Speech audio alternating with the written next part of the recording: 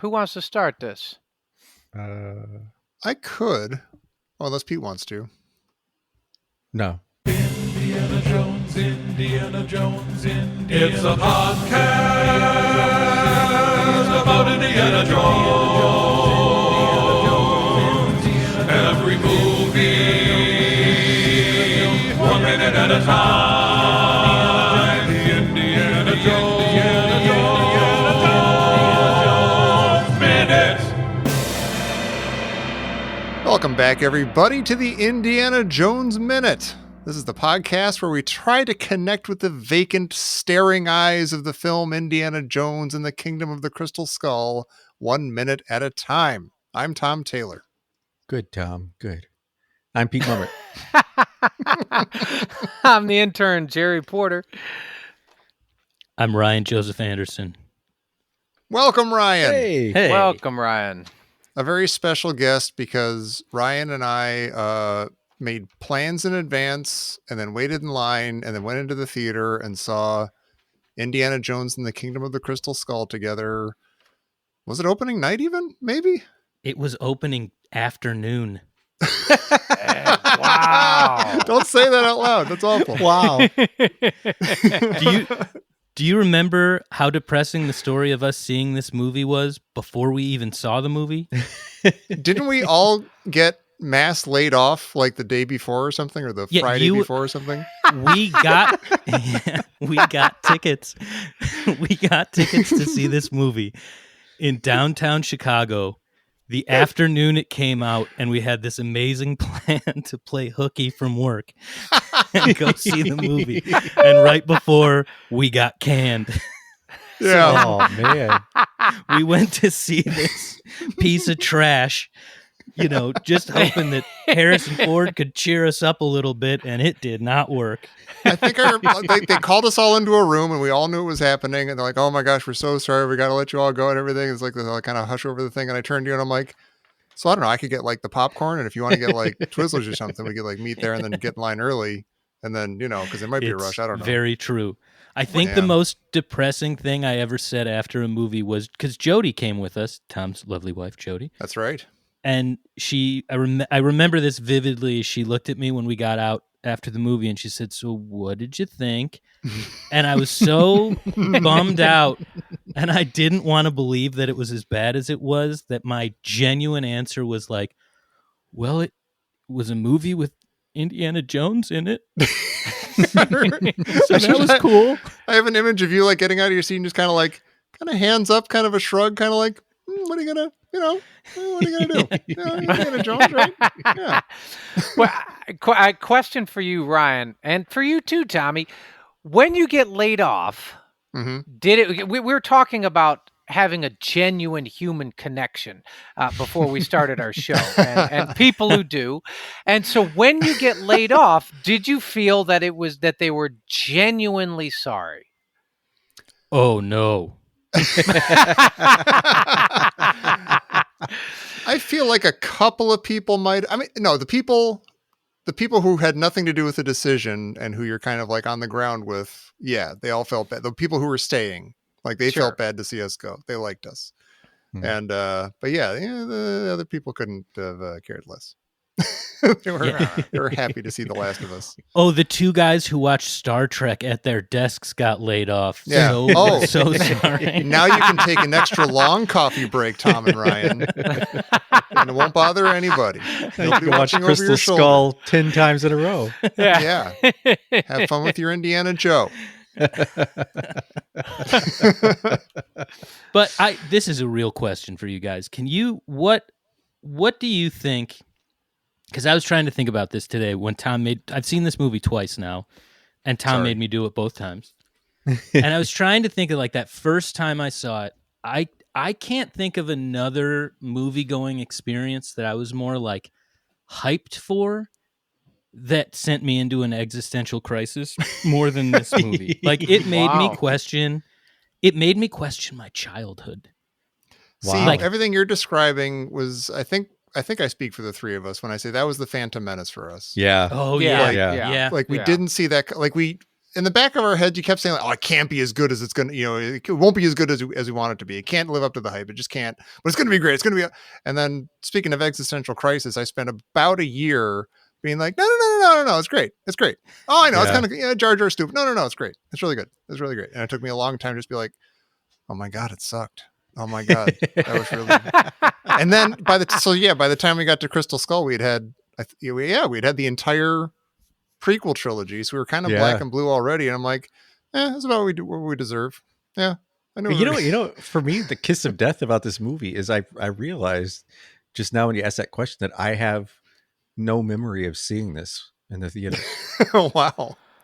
Like, I think that's why we can't remember what happens in it. Yeah, I think it just didn't really like. I was like, oh, okay. I had the one, like, I don't know how to feel sort of coming out of an Indiana Jones movie and not liking it. So it was a little bit like what you described there, Tommy. I was like, oh, okay. But I didn't, I completely forgot it. Yeah, it just didn't really register. I really forgot it as an option for Indiana Jones. I just, it seems like it was just it almost like it was a made for TV movie or something. Well, which there were for Indiana Jones that were better than this. Like when I was a kid, there was like young Indiana Jones. Yeah. Well, let me give my little bookends for this exact minute, and then we can go nuts on it.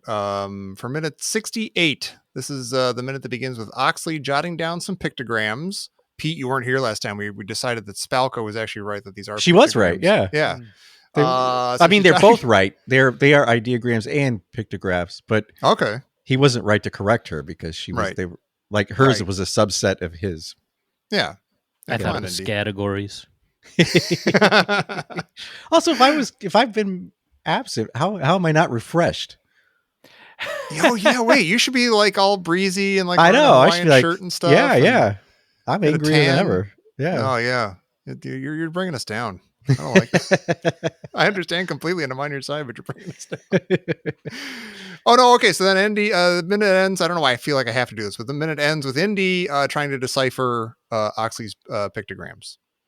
And and this minute starts with, like, in a way, I don't like this moment where Ox, the very beginning of the minute, Ox is finishing his pictograms, and then Indy stands up. He's like, "Good job, Ox," and he just kind of he doesn't even really look at him. He's kind of looking at the picture. He's like, "Good job, Ox," and he walks off. And that strikes me as kind of crummy. Like he kind of got what he wanted out of Ox and kind of moved along and kind of forgot about him. And I'm like, is this kind of Indy's life in microcosm a little bit? Yeah, that's like good. he's got what you could actually call like sincere or friendships and relationships that mean something to him, but really at the end of the day he just takes what he needs from it and then moves on. Yeah, I've had that exact same thing, not the exact same thing written down, but I had the thing written down that the contrast I really liked, that Indy got as soon as he got what he wanted from Ox, he moved on. Like he's like, "Good, Ox, good," and then he's gone. Yeah. But then Mutt like has this human, like, a human connection, as Jerry and Ryan would say. And he's like, he sits down and he's like trying to reach Ox, which I think is very touching and moving from on a human perspective, human level. Mm-hmm. But I don't know if it fits in an Indiana Jones movie. It's really weird because they keep having these moments with Mutt being deeply moved by his connection with Oxley, and like, oh my god, like they're in the cell, his cell in the loony bin, whatever, and he's like crying. He's like, "Oxley, what happened to you?" and stuff, and he cares so much about him. And then here he's like in tears, like trying to connect with him, and those are really, really nice moments. But you're like, I don't really know who Oxley is. I kind of know who Mutt. Mutt's here. I've connected with him and stuff. But there's like, I don't know anything about them as a pair of people or their connection or anything. So yeah, there's something very it seems like a really excellent scene from a different movie. Yeah, it doesn't. That I don't know what's going on. Like in it's the from movie. the same movie, and it humanizes Mutt so much more. But I don't know. It seems like it makes him a better character, but I don't think anyone cares. Right. The whole time I was watching this movie, I kept thinking that the movie that I really want to see is Ox's Descent into Madness. Like, Oh, wow. for this, That'd I be want, good. Yeah. I want, like, I don't want Indiana Jones in it. Like, Mutt can be around, but I want to see him go crazy. And, you know, like, John Williams can go away and you can get, like, I don't know, Johnny Greenwood to do some really ominous soundtrack. Like, And this guy bring can back just Bernard wander. Herrmann from the grave. God, Yeah. yeah. Yeah, he can Yeah. just wander around in you know, in Peru with these crystal skulls that drive him crazy, and then end the movie when he loses his mind or is in the. It would be such a cooler movie than Wow. whatever this is. I want a prequel. You would get Yeah. a lot out of John Hurt. You get your money's worth from John Hurt, which we don't Oh, really yeah. get here. Well, and let me ask you: does Axe know he's a good boy? He's a good boy.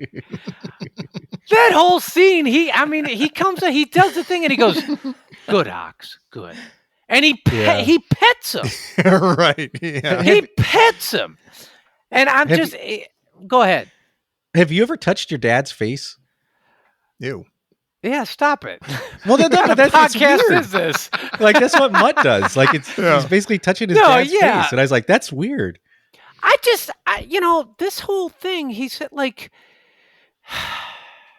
you bring up a great point there, I think Tommy, Jerry and sighs about 90% more for this movie than he has for all the other movies. So many of your thoughts begin and end with a sigh. It's a very strange, he kind of like gives Ox as the good boy, like he hands him a sugar cube or something Right. at the end. Yeah. Which is more than he ever did for Sala. Sala never even got that. I actually really liked, and when Mutt comes over, I'm like, it is a very really scene because you don't usually see this sort of intimacy. If you're not really, It's really intimate. yeah, it is, and it's fantastic. And I think, score one for Mutt. Shia LaBeouf. Mhm. This is really well acted. I Yeah, think in I terms agree. of it's how he does it. And John Hurt's incredible. But what's fascinating is he looks away. He's like, it's me, and he looks away, and you almost get this idea that, like,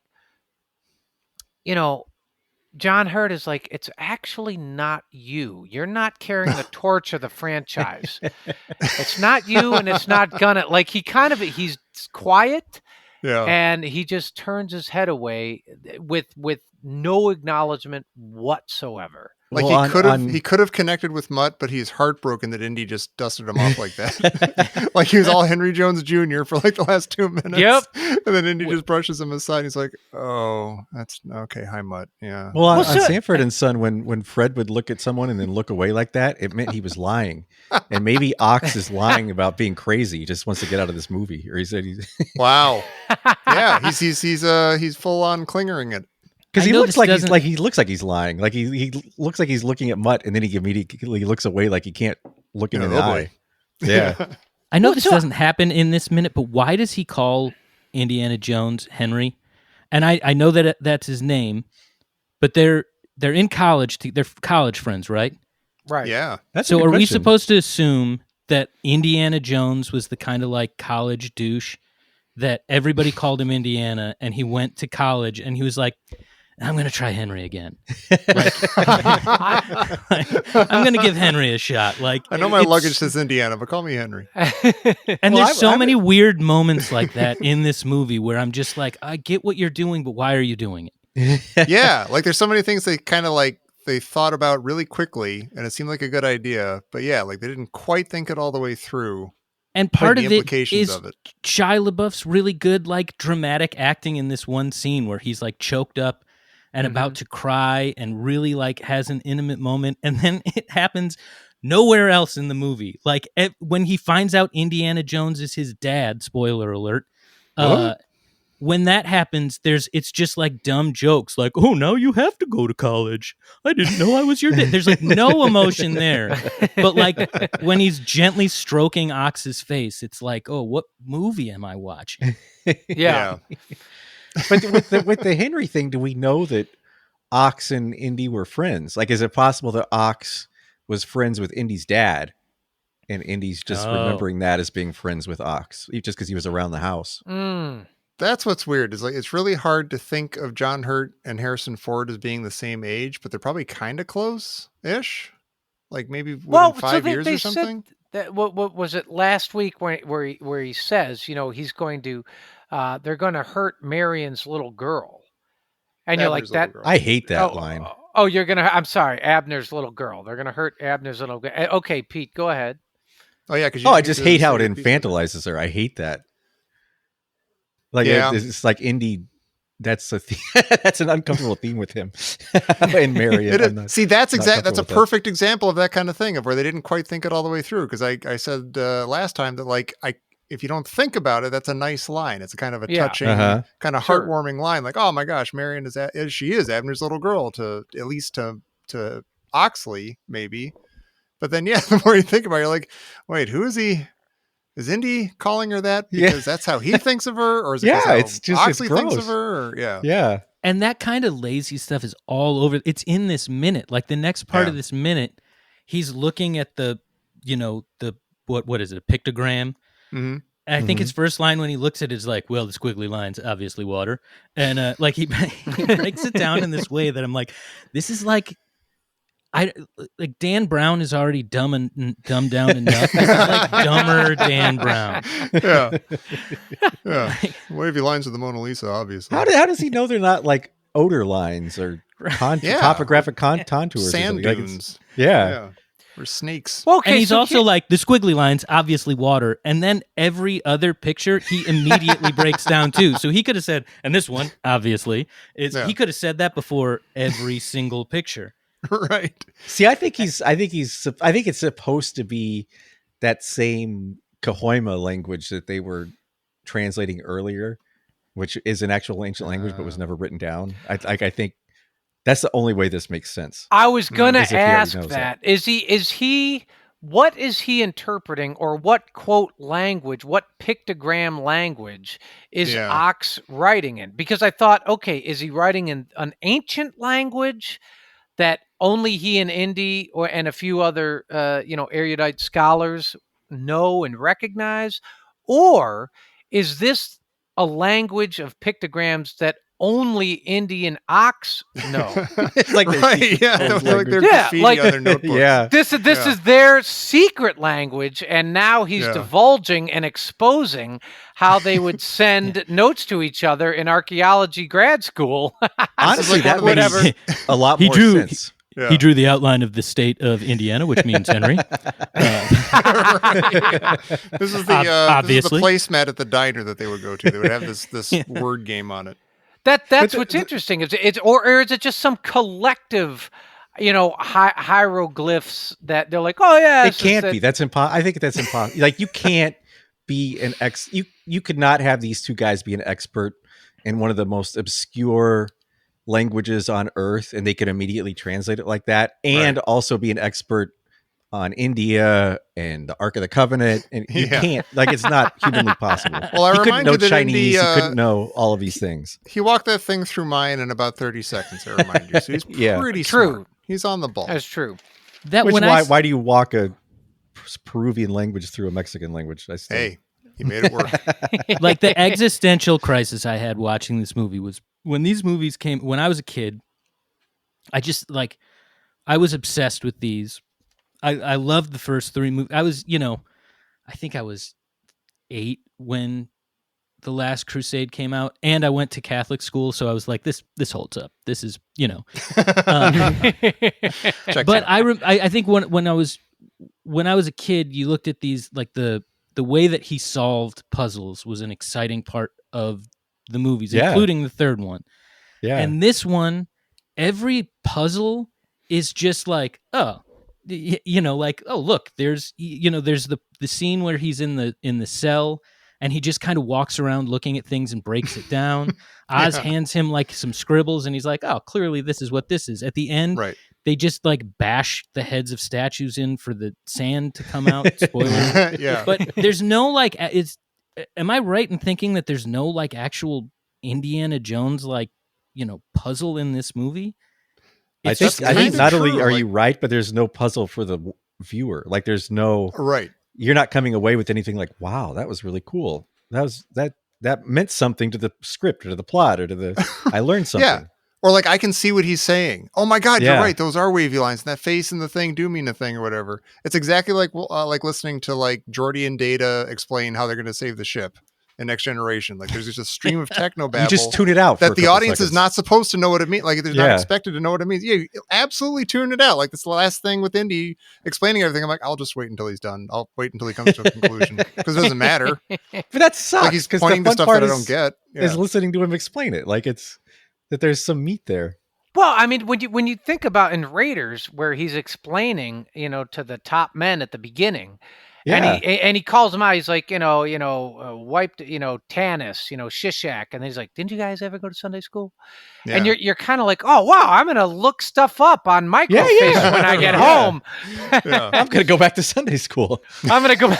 I'm ashamed. Yeah, and there might be a little bit of this here, a little bit, because there were really crystal skulls and that sort of thing. But it's I don't know. I don't know. There's not enough meat for your Indiana Jones restaurant. I'll say that. I feel like there hasn't been enough meat since Raiders. I feel like it's gotten progressively thinner. Like the gruel has got thinner and thinner. It is. I mean, even Last Crusade, I remember us complaining about like Indy and Marcus were sitting there and like, oh, they're laying it out, like all the clues that they've collected so far, and they're connecting it to this map, and we were like, wait, that didn't make a lick of sense. Like I didn't follow any of that. Like they just made a huge leap. The 3, 10, 7. Wasn't there a story that you weren't just talking about that I'm thinking about now that solves this thing? Or Not to keep pulling this back to my own existential crisis, but this is exactly what I was talking about when I saw this movie. We're here for you. Because it made me question, like, was I just an idiot when I was a kid? Do these movies, are they terrible? Like, and even last night when I was watching this again, I was like, are all the movies like this? Like, was this what Last Crusade was like? Only I was just a kid and I'm like nostalgic for it. And, there's some moments in that movie that I never questioned that I got older. And I'm like, why does that train have like a magic trick in it that you can escape from? Like, I never questioned it when I was a kid. Do that? And so it just made me question my youth. I owned the single for the Bryan Adams song from Robin Hood. I had bad taste as a kid. So are the Indiana Jones movies part of that? It really shook me to my core, fellas. Really shook me. This will make you feel. Hopefully, this will make you feel better. As we're recording this, Star Wars Minute is covering The Last Jedi, and their guest this week, as we were, I'm dating the thing. They had a guest on who was saying that he loves that movie. But yes, there's a lot of like kind of stupid stuff in it that doesn't make a lot of sense. Like the whole kind of slow chase through space and everything. There's like logically it doesn't make any sense and it's kind of dumb. But the movie around it is so satisfying and so good that you do not care about the stupid stuff. It just goes right by you. And I'm sure, like we did Raiders minute by minute. We didn't find anything stupid in there, I don't think, because we love that movie. Yeah. And maybe there is some stupid stuff that like doesn't literally make sense, or that should have happened a different way in the real world or something like that. But you don't care because the movie is so awesome and you're along for the ride. I am not along for the ride for like, for this movie since like, I don't know, since they got out of the cave or something, like when they found the skull, like everything since then has been like, I don't really know what's going on. And but to me, here's the problem. I think I mean, even though I'm the negative Nelly in this season, I like this movie. Like, I think this movie's fine. I mean, it's fast, it's entertaining, but I don't think it's fine for an Indiana Jones movie. Like, I think if this were just an action movie and you went to see it, it'd be like, you know what, that's okay. That was fun. But I don't feel like it lives up to Indiana Jones. But even as an action movie, like even as a fun action movie, this movie tries in so many points to be something that it falls short of. Like, it feels like it was written by committee. I mean, there's lines, there are so many moments watching it where, I don't know, there's the scene where they're looking for the bones, the graveyard. Mm-hmm, and Mutt like falls downstairs. He goes, this way down. And he falls down the stairs and Indy helps him and he's like, this way up. What? Like, why is that in the movie? Why did you like who was like, yeah, that's going to kill. That's going to kill. And there's so much, even, I think you might have talked about this. And sorry if I'm rambling. No. But like, that's what you're here for. Kate Blanchett. Can we talk about her accent in this movie? Yeah, we should. Can we like, I'm glad that this minute didn't have her speaking, because every time she started talking, I was like, oh, it's Kate Blanchett doing like a Rocky and Bullwinkle thing. Yeah. Like it pulled, I was like, Yeah. it kept pulling me out of it being like, oh, this is like a cool Indiana Jones villain, into being like, what's Kate Blanchett doing right now? What is this? Why does she have a sword? Yeah. Well, I'm all over the place. You know what? No. Let's all come up for air for a moment, because this is Ryan. let me ask you. You know, we have been trying not to, but at times pummeling this movie, and maybe some would say harsh on the 3 of the Indiana Jones installments, with Raiders, of course, being our favorite. So what do you think that it is unreasonable, or we're being unfair or negative, nattering Nellies, when we talk about, are we expecting too much from our Indiana Jones? No. Look, fellas, I'm coming in hot tonight. I'm coming in hot. But I think, those stories about, like, I think it's Die Hard, where there's the first Die Hard, it's amazing, it's great, and then people would write action movies, and somebody would read it and be like, oh, just make it a Die Hard. And they Right. tweak it. Yeah. I think that's kind of what some of this feels like. Like it just, all of those little things, there's so many questions that come up in watching this as an Indiana Jones movie. Yeah. And I think that if you're a fan of the first 3 movies, there's a lot of holes you can poke in it. There's weird questions, there's bizarre things that come up. But this one, I think all the other movies do a really good job of kind of having a beginning, middle, and an end. Right. A cohesive story. Yeah. A cohesive story. You kind of follow along with what's happening. You understand who everybody. I got so confused watching this movie. I can't tell you what happened at the end of it. I don't know what they were really after with this thing. I don't even know. They try to answer at the end of this movie if these are aliens, and the response is, no, they're interdimensional beings. They exist in space between spaces. Even that they can't give you an answer on. Right. There are no answers to anything in this movie, but it's fed to you in this way that's well, obviously these squiggly lines are water. Obviously the snake is the Amazon. And you're not along for the ride. Even when, I think we just talked about this, even when he's looking at the pictogram, you as a viewer of the movie don't see it. Yeah. There's no chance for you to see it. There's no hope for you to see it. It's not there for you to figure out at all, because they're just going to breeze past it as fast as they can and get on to the next thing. So my favorite thing as a kid about The Last Crusade was his dad's book. When I was a kid, I loved him flipping through that. I loved him trying to figure out what his dad was after. I loved him solving the puzzles. There's none of that in this movie. None. Right. I tried to do that with this movie. I tried to figure out what Indy is translating here, and like I paused it and zoomed in on Ox's drawing, and it doesn't seem like it matches up with what Indy's saying either. Right. He refers to something that's not on the page. He says now means until. Yeah, well, he says until. Now. Yeah, he says until means now. Or the word now is until.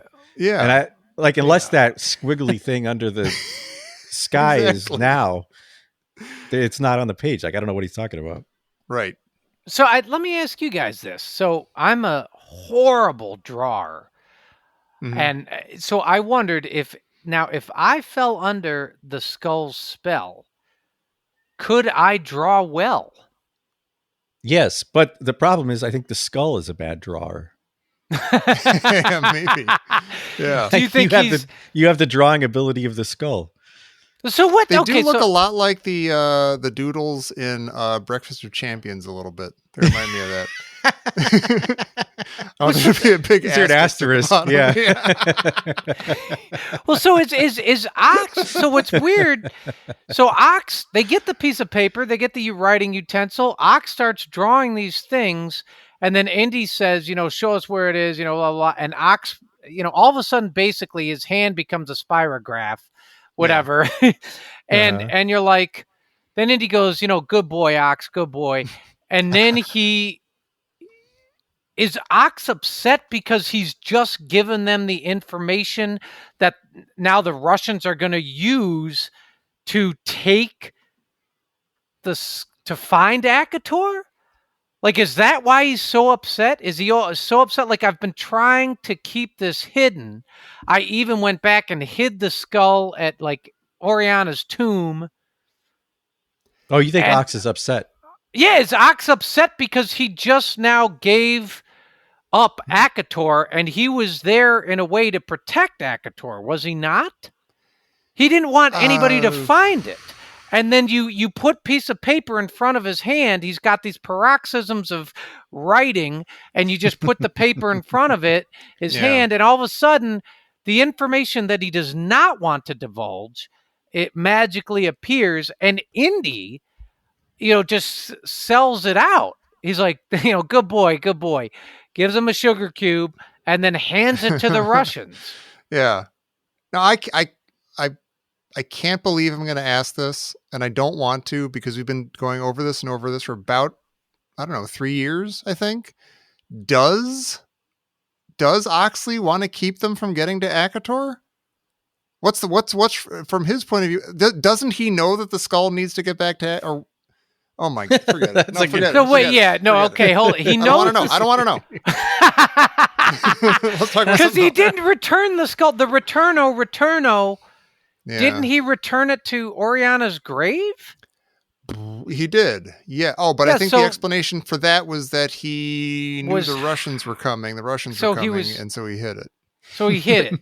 So had he returned it to Akator, I don't know. Isn't there what were we saying about wait, the skull is the skull from Area 51, right? No. I don't know. No, I forget it. So what alien did they pull out? I feel like they brought one. They brought one all the way to Peru for some reason. Yes, they brought. That they only use as a prop. Yeah, they just show it off. Like it's like they an object just show lesson. that one off. So they have that alien as a prop and also a crystal skull. Yeah. Yes. Yeah. Yeah. How do they know they have the right crystal skull? Well, that's because I guess Indy they found, took it. right? Yeah, that makes sense. Yeah, they that's the took one it from Indy. So why did they want the one at the about beginning of the movie? They didn't know I where have this one no was. idea why they wanted the one at the beginning of the movie. They wanted never use Indiana it. Jones because they had Oxley, and Oxley knew where the skull was, but they didn't. And so they needed Oxley to first trick Marion into then tricking Mutt into then tricking Indy to getting to Peru so that he could decipher Oxley's biz and lead them to Akator, even though Oxley probably would have taken it to Akator if they all just left him alone. I think that's what he was going to do when he realized the bad guy Russians were on his tail.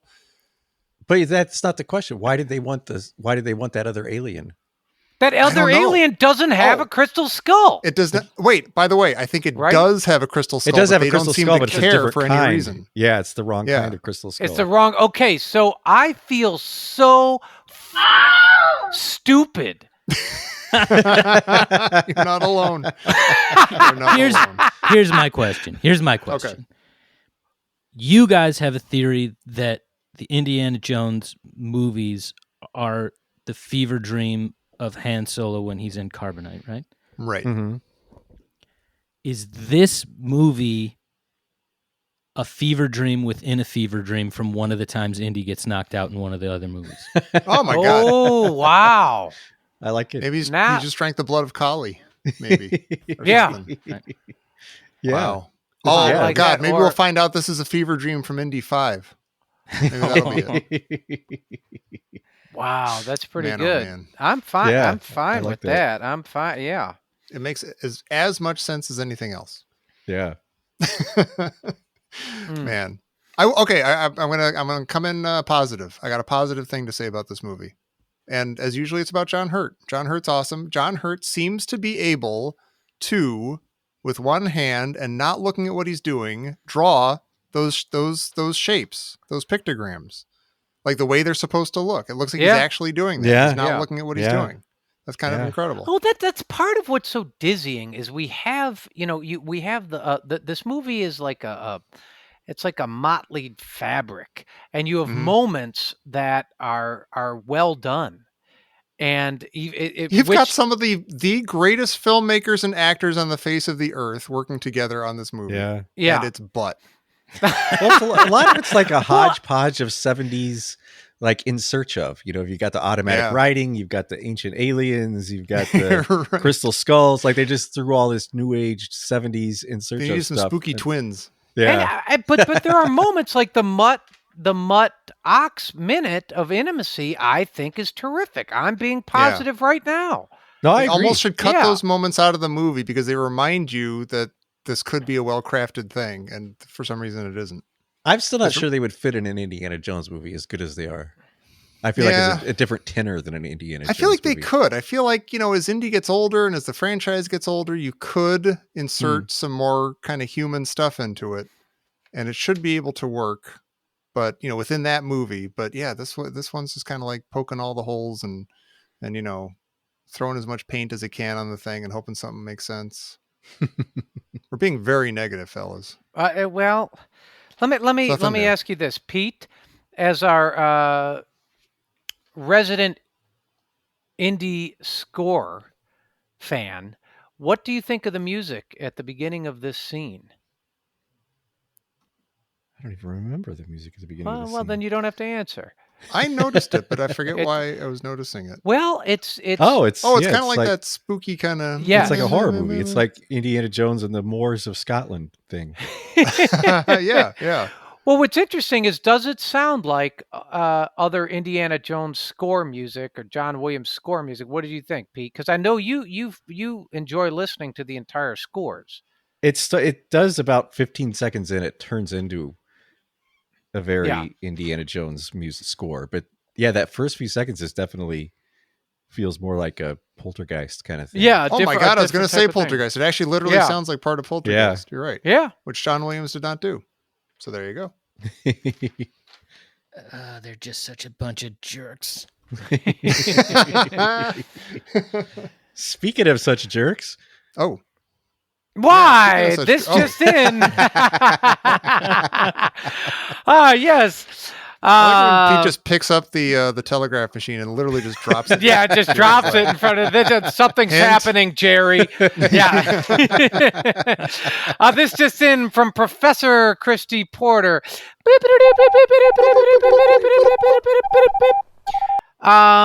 When Indy says the sun with the arc over the sky means time, did anyone's else's heart flutter when they heard him say arc? Aw, mine did. I thought about that, but it didn't flutter. Something fluttered, but it wasn't my heart.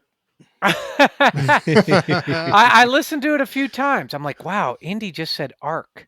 Yeah. Arc. He said arc. The way he says arc. Yeah. It's amazing. That's good. That's good.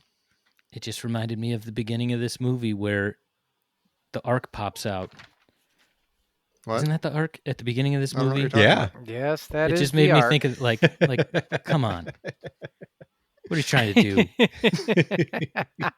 So wait a minute. Turn the movie off after that. At that point, I was going to say Ryan. Don't you say you live a mile from Tom? Sorry about the noise, Ryan. Yeah. Every time this thing comes up, it's like the Indy hater cul-de-sac. No, we have block parties where we just rail on this movie. Yeah, look, we're doing our best. We're doing our best. Sometimes you just gotta, sometimes they give you stuff, and it doesn't mean you want to consume it. Yeah.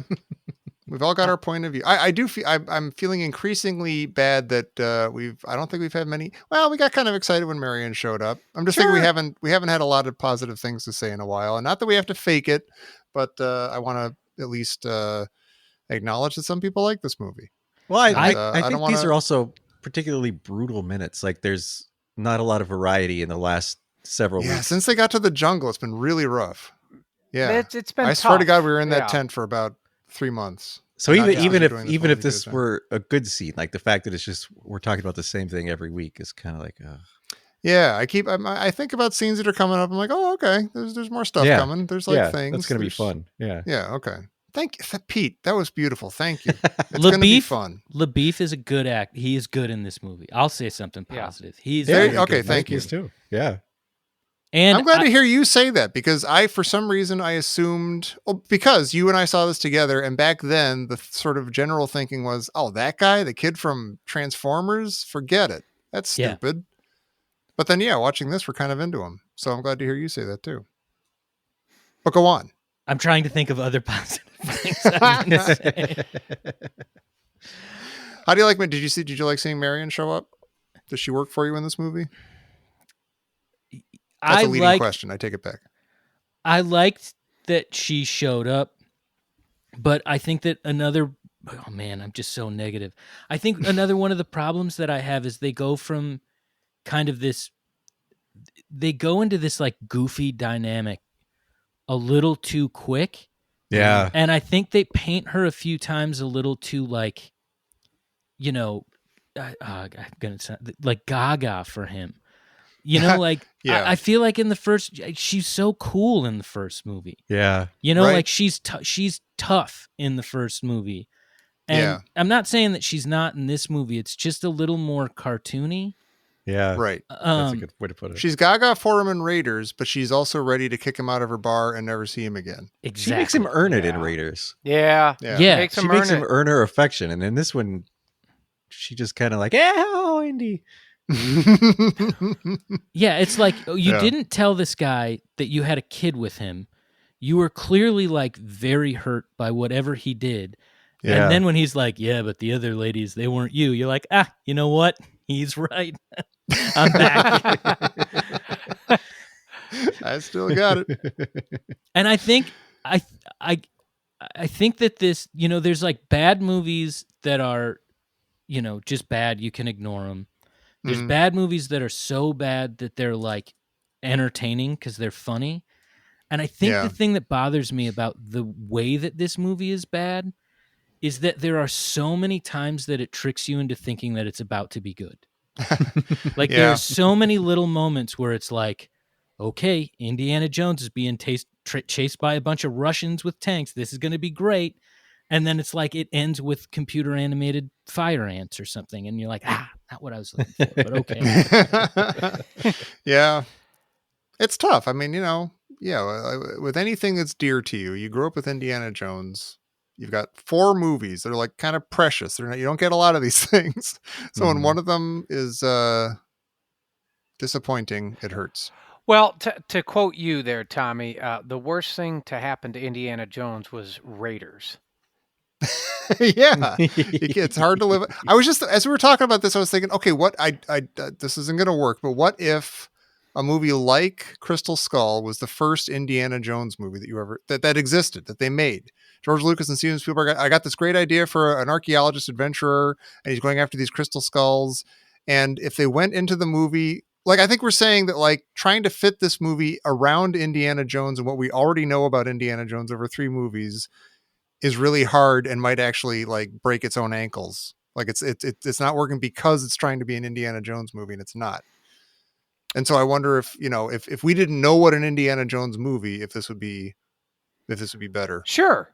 Yeah, that would be a very different thing. And we have talked about that. People who did not, people of different generations who maybe saw Last Crusade first, maybe saw Temple of Doom first, and then they saw Raiders. They had sort of different reactions to it, and we talked about that. They've had they I think sometimes come up with different favorites list. Yeah. Yeah, I mean, we've seen it all over the place. Yeah. I'm always stunned when people say that Raiders is not their favorite, but there are a lot of people who say that. And I'm like, all right. Many people are like, sense. oh, I saw Last Crusade first and it was incredible. And that may be their favorite. Yeah. I had to go to 3 friends different. Like when I was a kid, one friend, the Wygonics, they had the tape for Temple of Doom. We had Raiders that we had taped off the TV, and my cousin had The Last Crusade. And I remember those things because, like, you would go to that. Oh, I'm going to Wygonics' house tonight. We're gonna watch Temple of Doom. This is a Temple of Doom house. But that's awesome. When I was a kid, I can't remember if it was at Disney or Universal Studios. One of them. They had a stunt show, an Indiana Jones stunt show, and I think it was 15 minutes. It was really short, and it was basically this guy running away from a rolling boulder. But I think the day that we were there, I made my dad wait in line with me twice to see this thing because it was just like I was so blown away by it. I think if I'm ranking my Indiana Jones movies, that one's gonna be like, it's not even a movie, but I would put it above Crystal Skull. But watching Crystal Skull, I'm like, there's nothing like that. Because one of the things with the Star Wars movies that I always think about is how much my like nephews love the later ones. And I always feel like I'm a jerk if I tell them that they're wrong. Like, no, you're wrong. These are terrible. You have to watch these. Yeah. But try living with one of those kids and raising it. That's shocking. But I'm curious. Like, I don't think there's anything, but I understand what kids can cling on to in those movies. This one doesn't have that like iconic thing, the rolling boulder, or, you know, ripping the heart out of the chest, or Sean Connery. Yeah. I realize I'm just complaining about this. When we go bobbing for positivity apples, we keep coming up as it's at best the movie's forgettable. It's forgettable. Yeah. Yeah. But they're making a new movie, right? Yeah. Yeah. Yeah. Do you think they can salvage this? Well, I remember the new movie better than I remember this one. You're right. It's pretty good, right? Yeah, I do. As a matter of fact, I'll stamp my positive foot right down saying, yes, I am optimistic about it. I'm not promising anything, but I think because this movie was not received well and is forgotten, I think if you're going to actually go through the obstacle course of making a fifth one, I would think you would be like, we're really going to nail this one. This one is going to be fantastic, or forget it. Yeah, but you don't go into a movie thinking, let's not make it fantastic. Let's just make it middling. Sure. No, you're right. But I agree that everything we've been hearing, and again, the main thing is that Steven Spielberg isn't doing it, and it always feels wrong for me to say that I'm excited that he's not doing it. But the fact that he's not doing it makes you think, oh, that's a pattern that they are breaking. They're trying something new. They're not resting on that. They're going to do something different with Indiana Jones, and that can only be positive in theory. So hopefully I'm assuming if you get outside the inner circle, then you will know that, okay, Crystal Skull was not popular for these reasons.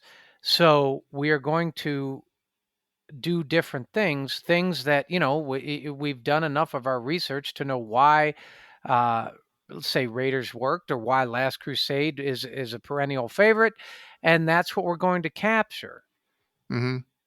I guess the danger is, I'm just thinking about this. The danger is that, like, we saw with Star Wars, George Lucas stepped out, sold it to Disney, new people came in, and like Force Awakens is a good movie, but it is very slavishly devoted to Star Wars in a way that I don't want Indy 5 to be.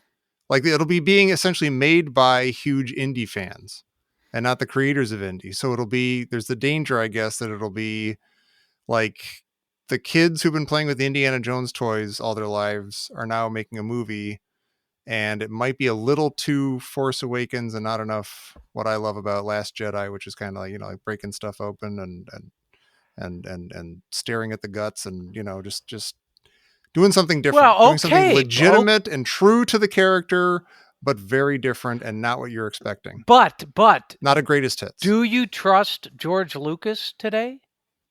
No, not as a filmmaker, no. But I love him. Sure. I love his, of course. But I'm just and saying. he's not doing it anyway. No, He's not I involved. know. But what I'm saying is, you say if you have the kids who are playing with Indy toys now making the movie, you go, okay, well, that's there's a danger to that. Maybe Right. it makes me a little nervous, but you're like, I mean, it makes me really nervous if I think George Lucas is involved. I don't Right. like I agree saying with that. you. I don't like saying I don't that. either. Yeah, I do not like saying that. But you get burned, and that's part of our existential crisis here. Mhm. I'm just going to tell you, if he finds the lost city of Atlantis, I'm out of there. Mm-hmm. But I will make this public pledge on your podcast that, Tom Taylor, if you'll have me, I will play hooky in the afternoon that this movie opens and go see it with you. Absolutely. Wow. Unless I get fired like a few days before, and then I won't be playing hooky. We can go whenever you want. How's that? Oh, that'd be beautiful. I will be there. It's a date. And this was a date. Thank you so much for joining us, Ryan. This was awesome. I hope you had Thanks fun. for having me. I had a blast. We should do this again sometime, but that sounds cruel, and I don't want to do that to you. We'll connect some other way. There's got to be another way for two friends to converse without it being about a movie that they're not that excited about, right? There must be. Yeah, but I'm 99% sure when we hang out, we'll probably end up complaining about something that happened in this movie. That's true. But then we can mix it in with other things we complain about. It'll be awesome. Like That's real life right. stuff. It'll be good. Hey, you know what's great? Craft work. There we go.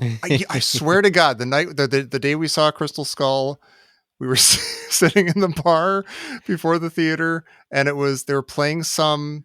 It was the stupid Coldplay song. Da da da da da da da. And we were standing up to leave to go to the theater. I'm like, that's Kraftwerk right there. They ripped it off. That was Kraftwerk. Na, na, na, na, na, na, na.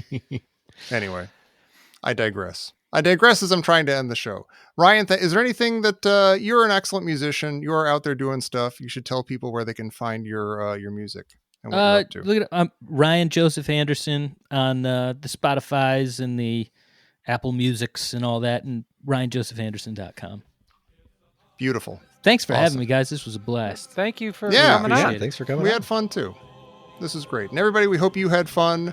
We hope that you will come back next time for minute 69. High five all around of Indiana Jones and the Kingdom of the Crystal Skull here on the Indiana Jones Minute. Tommy, Yeah. you are like a android with no emotions. Can you give me a look at me that's as meaningful as Mutt? I have to look at you in the eyes and stuff and touch your face. I'm not going to do that. That's weird, Do it. It's me. It's me, Jerry. Jerry, it's me. It's me. Attaboy. Attaboy, Jerry.